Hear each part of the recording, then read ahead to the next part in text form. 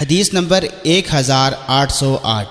حضرت ابو وائل رضی اللہ تعالی عنہ فرماتے ہیں، ایک صبح ہم نماز فجر سے فراغت کے بعد حضرت عبداللہ بن مسعود رضی اللہ تعالی عنہ کی خدمت میں حاضر ہوئے تو ہم نے دروازے میں کھڑے ہو کر سلام کیا اور آپ نے ہمیں اجازت دے دی۔ ہم کچھ دیر دروازے میں ٹھہرے رہے۔ فرماتے ہیں ایک لونڈی باہر آئی اور اس نے کہا، کیا تم اندر داخل نہیں ہوتے؟ بس ہم داخل ہوئے۔ آپ بیٹھے ہوئے تسبیح کر رہے تھے۔ فرمایا، تمہیں اندر آنے سے کس بات نے روکا، حالانکہ میں نے تمہیں اجازت دی تھی؟ ہم نے عرض کیا، اور تو کوئی رکاوٹ نہ تھی، ہمارا خیال تھا کہ گھر کے بعض افراد سوئے ہوئے ہوں گے۔ فرمایا، تم حضرت ابن ام عبد کے گھر والوں کے بارے میں غفلت کا گمان کرتے ہو۔ راوی فرماتے ہیں، پھر وہ تسبیح کی طرف متوجہ ہو گئے تاکہ انہوں نے گمان کیا کہ سورج طلوع ہو چکا ہے۔ فرمایا، اے لونڈی، دیکھو کیا سورج طلوع ہو گیا ہے؟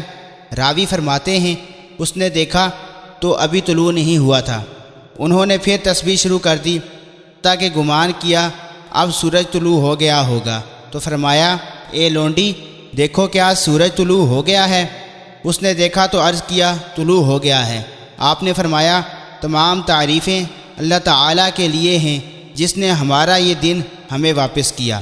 مہدی بن میمون راوی فرماتے ہیں، میرا خیال ہے آپ نے یہ بھی فرمایا، اور اس نے ہمیں گناہوں کے سبب ہلاک نہیں کیا۔